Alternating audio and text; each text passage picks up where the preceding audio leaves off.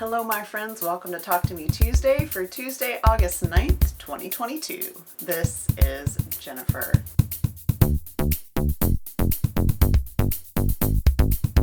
Well guys, I have excellent news. I am wearing two shoes today. No more boot, and I'm delighted. My ankle is extremely weak and sore because this whole thing started with a sprained ankle, if you might remember. But anyway, back in my shoes, and I'm really happy about that. I have been on a tear cleaning my sewing room, and I spent several days just going through every piece of fabric that I have, all of my fabric, all my Linus fabric that was sitting in boxes that people had sent me. I've gone through absolutely all of it. It's all organized and cleaned out and sorted and pre-cut. I'm not going to show you a lot of that, but I will show you some. So all of my 2.5 inch strip boxes are completely full now. I cut what I needed into 2.5 inch strips, and then anything that was bigger than the fat quarter but not really big enough to be a quilt back pretty much became 2.5 inch strips. So all of my boxes are very, very full. So when I say pretty much, that doesn't include everything. Some of the prettier fabric I actually cut into 8.5 inch squares or 4.5 by 8.5 inch squares. Some of that was because it was just a weird chunk of fabric and I didn't have enough for a width of fabric strip. So this is just part of my pre-cut fabric, and by pre-cuts I mean like 5 inch squares, 5.5, 6.5, 8.5, 4.5 by 8.5, tumblers, basically anything I can cut on my AccuQuilt like super easily and just do a bunch at one time. So I have, like, for instance, these are all charm squares. Now you can see there are pre-cuts in there because I get a lot of leftover charm squares with my orphan blocks that people send me. So I put them all together so that they're just easy to grab and work with. There are two reasons for this big push. Number one is I'm going to be doing a bunch of charity sewing soon. Now that I have my foot back and I can sew more easily on my sewing machine. I hate sewing with my left foot, and sewing with a boot is hard because you can't bend your ankle. So it's easier to drive my car with a boot on than it is to sew. So I've done a little sewing, it's just not much. And it's building up in me, guys, and I really have to get some sewing done. So that's one reason. I'm gonna be doing a lot of charity sewing soon. I'm gonna be making a ton of orphan block tops. So those are all organized and ready to go. The other reason is when I started this process and I started cleaning out a little bit, the drawer in my fabric dresser that holds my black and gray and white and off-white fabric, the bottom came out and I couldn't get it out of the dresser. So I went through every drawer and cleaned out all the excess fabric. And by excess, I mean, because I'm a paper piecer, for years I have saved everything from scraps up to like a half-yard cut, and that goes in my fabric dresser. I had some like 2-yard cuts in there, not many, 4 or 5, because I don't buy a lot of yardage. But I cleaned all of that out. I cleaned out all the little bitty pieces. I cleaned out anything that needed to be strips and got my dresser drawers down to a manageable size. I've had a couple people ask me why I use a dresser and instead of like a bookshelf or something like that. And the answer is I have 5 cats and I want all of my fabric put away and closed so that their ambient hair that gets out, their fur that gets out in the air, doesn't land on my fabric, and also they can't nest in it. So that's why I keep my fabric in a fabric dresser. Also, I'm a fat quarter person, so most of what I have are fat quarters. And they're just really easy to organize like index cards. So I have my fabric, it's rainbow color, red, orange, yellow, green, blue, all the way down, and then I have a drawer that is like polka dots because someday I'm going to do an entirely polka dot quilt, and I have a collection.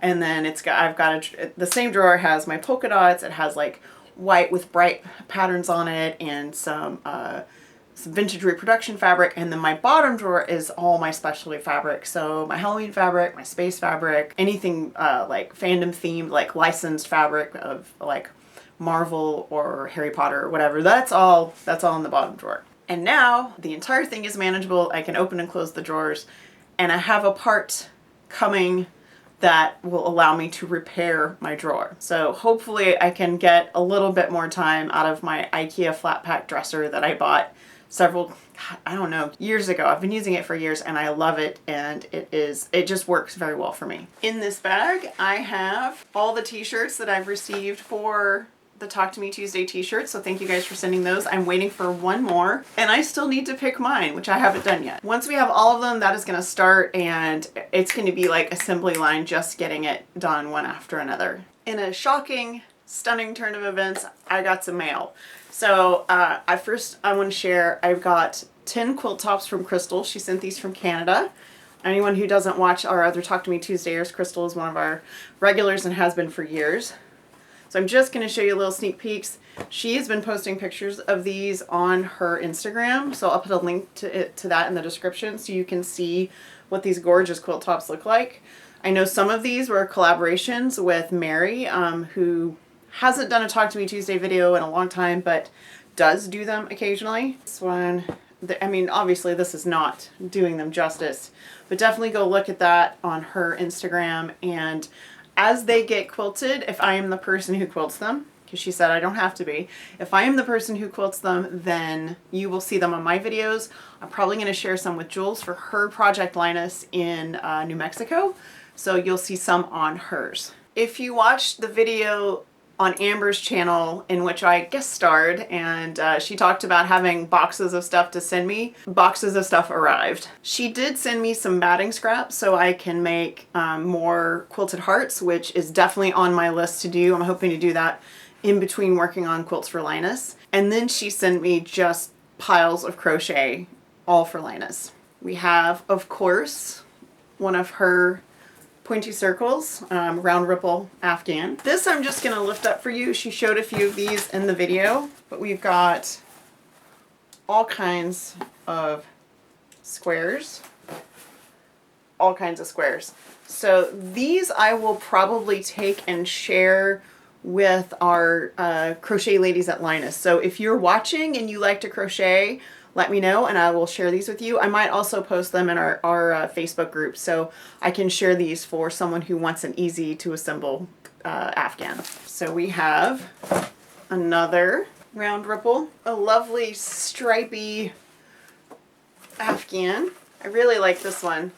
So I'm going to have to post a picture of this and I'll try to get it for you guys, because this is a very, like, I don't know what the right phrase would be, almost modern art. And it's a one-of-a-kind original and it's really cool. So I will put a picture of that just so you guys can see what it looks like. Another lovely round ripple. Someone referred to these as starbursts. I think it was Suzanne, and I love that because that's definitely what they look like. We're starbursts. Another pretty one.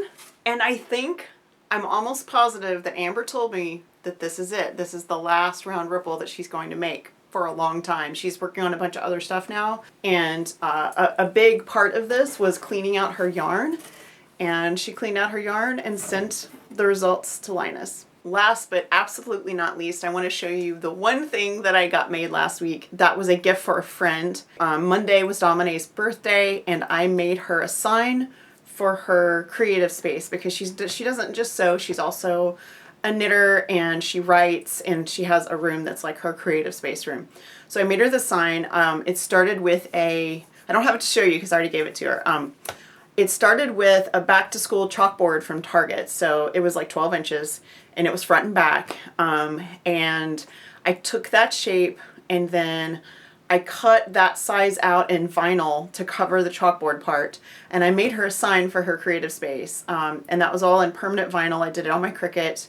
It was a variety of different fonts, and then I found some clip art of tentacles, because she loves squids and octopus and whatever, and so I put those on the bottom, and then the back was adhesive cardstock that I also did this on my Cricut. I've been learning how to use the pen feature, because you can put a pen in the Cricut and it'll write for you. So I did a couple of tests to make sure I knew what I was doing, and then I used this cardstock, wrote that it was made by me on the cardstock, and then had the Cricut cut out the right shape to put it in this frame. And so I did a front and back, and then I added a little picture hanger so she could hang it in her creative room. And she really liked it, and I was very pleased, and so I'm glad that I got to share that with you guys. I've done a couple other teeny tiny things that I'm not going to show you, but just, I'm back, my foot is healed up, I can sew again, and I need to do a bunch of cleaning. I've been cleaning out my fabric, but there's a bunch of other stuff I need to do, not just in here, but in my house, because I've had a broken foot for 2 months. And my boys have been really helping, but there's some stuff that I want to take care of that, you know, I just want to do myself. So that is on my list for this week. And yeah, so hopefully next week I'll have some sewing to show you guys. You guys have a wonderful week. Have a very crafty week. And I will see you next week. Bye.